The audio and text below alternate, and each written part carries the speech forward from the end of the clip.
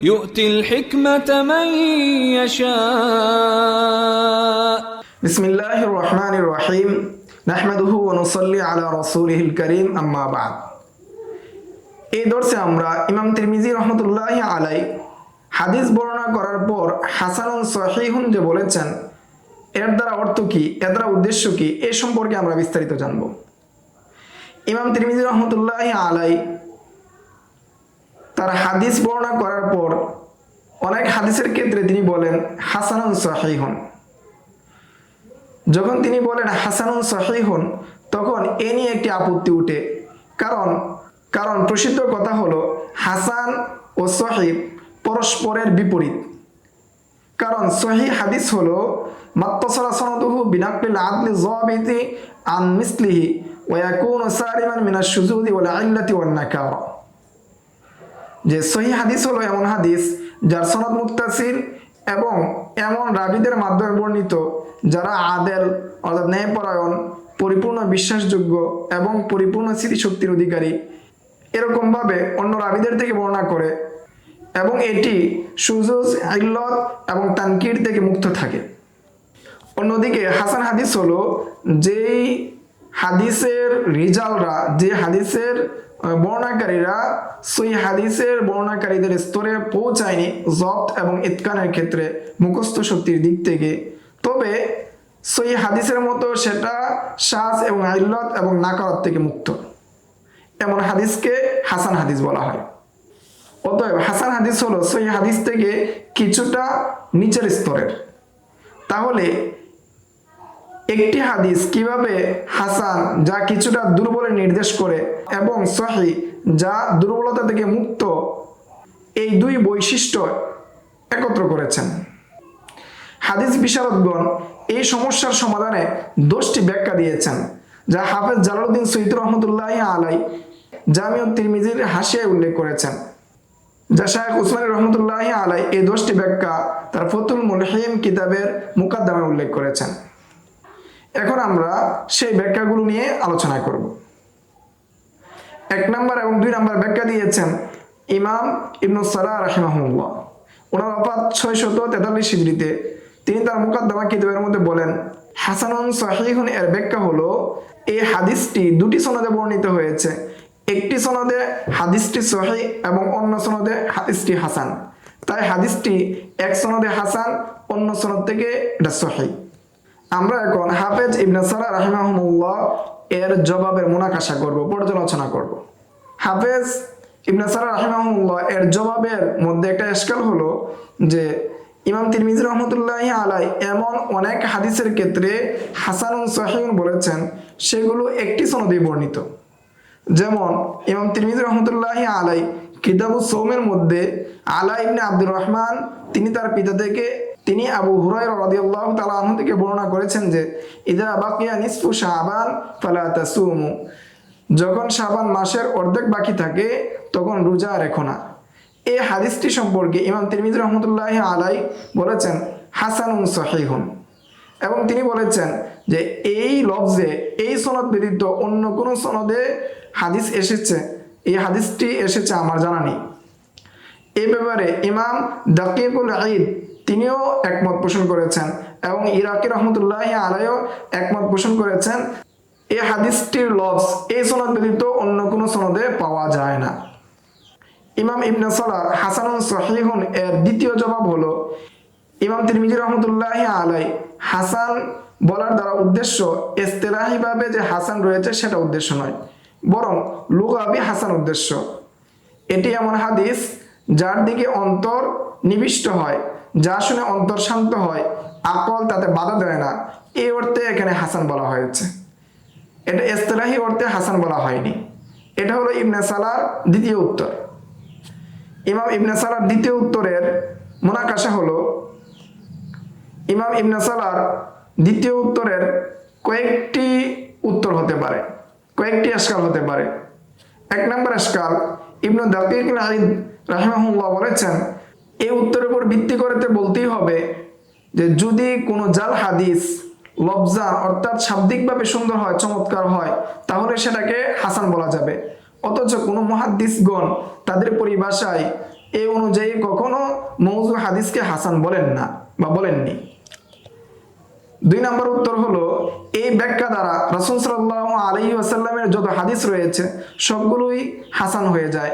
কারণ রাসূল সাল্লাল্লাহু আলাইহি ওয়াসাল্লামের যত হাদিস রয়েছে প্রত্যেকটি তামিলু ইলাইহি নাফস, অর্থাৎ যেদিকে মন আকৃষ্ট হয় এবং বালাগাত ফাসাহাত পূর্ণ।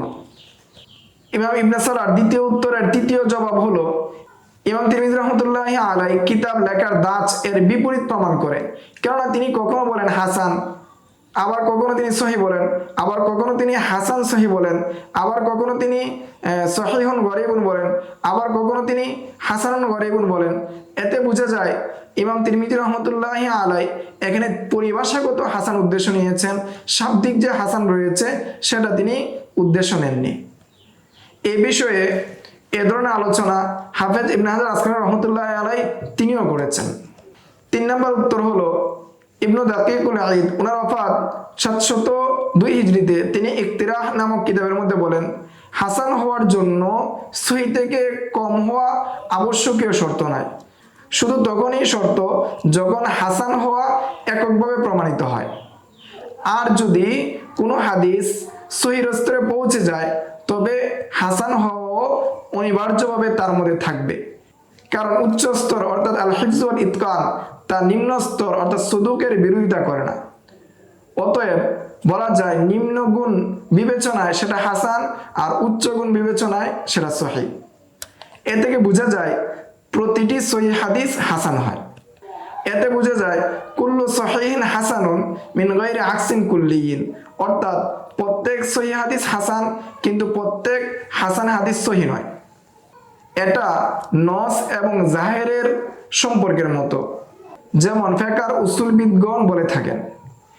এই উত্তরটি আমাদের শেখ আনোয়ার শাহ কাশ্মীর রহমতুল্লাহি আলাইহি এর নিকট সঠিক এবং সবচেয়ে উত্তম জবাবের অন্তর্ভুক্ত।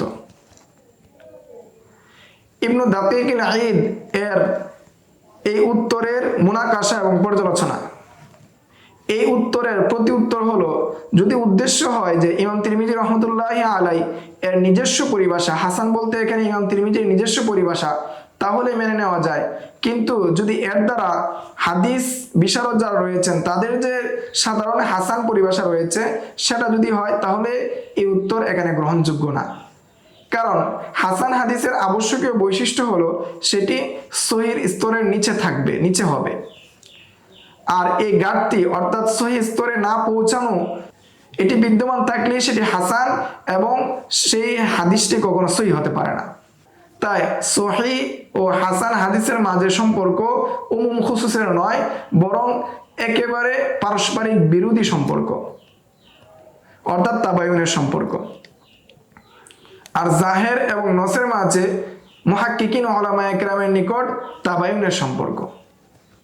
4 নম্বর উত্তর হলো, ইবনে কাসির রাহিমাহুল্লাহ বলেন যে সহিহ ও হাসান এই দুই শব্দ একত্রে থাকলে তা সহিহ ও হাসান এর মাঝামাঝি স্তর বোঝায়। তিনি বলেছেন যে যে হাদিস সম্পর্কে বলা হয়েছে হাসানুন সহিহুন, তার মর্যাদা হাসান হাদিসের চেয়ে বেশি এবং সহিহ হাদিসের চেয়ে কম, নিচু। ইবনে কাসিরের উত্তরের মুনাকাশা। তার উত্তরের প্রত্যেকটি আপত্তি হলো, ইমাম তিরমিজি রহমতুল্লাহি আলাইহি এমন অনেক হাদিসকে হাসানুন সহিহুন বলে বর্ণনা করেছেন যা সহিহাইন অর্থাৎ বুখারী এবং মুসলিমে বর্ণিত। আর এই দুই ইমামের গ্রন্থে হাদিস থাকা মানেই তা সহিহ হওয়ার প্রমাণ। তাহলে কিভাবে ইমাম তিরমিজি রহমতুল্লাহি আলাইহি সেটাকে সহিহর নিচের স্তরে নামিয়ে দিবেন? আর যদি এই উত্তর মেনে নেওয়া হয় তবে ফল দাঁড়ায় তিরমিজি রহমতুল্লাহি আলাইহি এর নিকট কোনো হাদিসই সহিহ নয়, বরং সবই সহিহ এর স্তরের নিচে। অথচ এটি খুবই অসম্ভব বিষয়, অগ্রহণযোগ্য বিষয়। ইমাম ইরাকি রহমতুল্লাহি আলাইহি বলেন, হাফেজ ইমামউদ্দিন ইবনে কাসির এর মতের কোনো দলিল নেই, এটা তার পক্ষ থেকে নিজের একটি সিদ্ধান্ত চাপিয়ে দেওয়া। 5 নম্বর উত্তর হলো, শাইখুল ইসলাম ইবনে হাজার রহমতুল্লাহি আলাইহি বলেন, ইবনু সালাহ এবং ইবনু দাকিকুল ঈদ এর কথার মাঝে সমন্বয় হচ্ছে ইবনে সালার বক্তব্য প্রয়োগ করতে হবে ওই হাদিসে যার একাধিক সনদ রয়েছে, আর ইবনু দাকিকুল ঈদের বক্তব্য প্রয়োগ করতে হবে ওই সনদে ওই হাদিসে যে হাদিস শুধু একটি সনদে বর্ণিত। 6 নম্বর জবাব হলো হাফেজ ইবনে হাজার আসকালানি রাহমাতুল্লাহি আলাইহি বলেন, এখানে হয়তো আও অথবা ওয়াও বাদ পড়ে গিয়েছে। যদি আও ধরা হয় তাহলে অর্থ দাঁড়ায় হাদিসটি হাসান অথবা সহিহ, অর্থাৎ তিরমিজি হাসান ও সহিহ হওয়া নিয়ে সন্দিহান। আর যদি ওয়াও ধরা হয় তাহলে এর অর্থ হবে হাদিসটি হাসান এবং সহিহ, অর্থাৎ এক সনদে হাসান এবং অন্য সনদে সহিহ। কিন্তু এই ব্যাখ্যা পরিপূর্ণ নয়, কারণ তিরমিজির পক্ষ থেকে এমন সন্দেহ করা অসম্ভব। আর ওয়াও ধরে নিলেও তা সব স্থানে খাটে না, এবং এইসব ব্যাখ্যা এই ধরনের সব ক্ষেত্রে ধারাবাহিকভাবে খাটে না, পুরোপুরি গ্রহণযোগ্য হয় না। 7 নম্বর উত্তর হলো যে ইমাম তিরমিজি রহমতুল্লাহি আলাইহি এর হাদিস গবেষণা করে দেখা গিয়েছে যে যদি মতনের মধ্যে কোনো সমস্যা থাকে অথবা এই হাদিসের রাবি সম্পর্কে কোনো ধরনের কথা থাকে এবং পরবর্তীতে মুতাবাআত অথবা শাওয়াহিদ পাওয়া যায়, তখন সেটিকে সহিহ বলে তিনি ব্যক্ত করেছেন। এই উত্তরের ভিত্তিতে হাদিস এক সনদে নাকি একাধিক সনদে এরকম বিভাজনের প্রয়োজন পড়ে না, কিংবা অন্যান্য জটিল ব্যাখ্যারও দরকার হয় না। 8 নম্বর উত্তর হলো ফকিহ মুহাম্মদ তাকি উসমানী হাফিজাহুল্লাহ তিনি দারসুত তিরমিজি কিতাবের মধ্যে উল্লেখ করেছেন যে যেটি উর্দু ভাষায় লেখা হয়েছে এবং সংকলন করেছেন উস্তাদ রশিদ আশরাফ আস-সাইফি, তাতে উল্লেখ রয়েছে যে এই বিষয়ে সঠিক মত হলো হাসান শব্দটি ইমাম তিরমিজি রহমতুল্লাহি আলাইহি এর নিজস্ব পরিভাষা এবং নিজস্ব পরিভাষা হিসেবে তিনি ব্যবহার করেছেন, যা সাধারণ মুহাদ্দিসগণের পরিভাষা থেকে ভিন্ন। যদি এই বিষয়টি ওই সব বড় বড় আলেমরা লক্ষ্য করতেন যারা হাসান ও সহিহ একসাথে ব্যবহার করায় আপত্তি করেন এবং তারা হাসান হাদিসের সংজ্ঞা দেখে নিতেন, তাহলে তাদের নিকট কোনো আপত্তি থাকতো না। এরপর তিনি উল্লেখ করেছেন হাসান হাদিসের সংজ্ঞা, সেটা হলো হুয়াল হাদিসুল্লাযী খালা ইসনাদুহু আনিল মুত্তাহামি বিল কাযিব ওয়া আনিশ শুযুযি মা যালিকা ক্বাদ রুইয়া নাহরুহু মিন গায়রি ওয়াজহিন। যে হাসান হাদিস হলো যার সনদ থেকে এমন রাবিরা মুক্ত থাকে যেই রাবিরা মিথ্যার অভিযোগে অভিযুক্ত এবং শায থেকে মুক্ত, সাথে সাথে সেটি অন্য সনদে বর্ণিত হয়। এই সংজ্ঞার মধ্যে ইমাম তিরমিজি রহমতুল্লাহি আলাইহি এর দৃষ্টিতে হাসান হাদিসের জন্য কাসিরুন ফি যবত শর্ত নয়, যেটি সাধারণ মুহাদ্দিসগণ হাসান হাদিস হওয়ার জন্য শর্ত করেছেন। এই ছিল ইমাম তিরমিজি রহমতুল্লাহি আলাইহি হাসানুন সহিহুন একসাথে আনা সম্পর্কে বিস্তারিত আলোচনা। আজকের দর্স এই পর্যন্তই। আসসালামু আলাইকুম ওয়া রাহমাতুল্লাহ। ومن يؤت الحكمة فقد أوتي خيرا كثيرا وما يذكر إلا أولو الألباب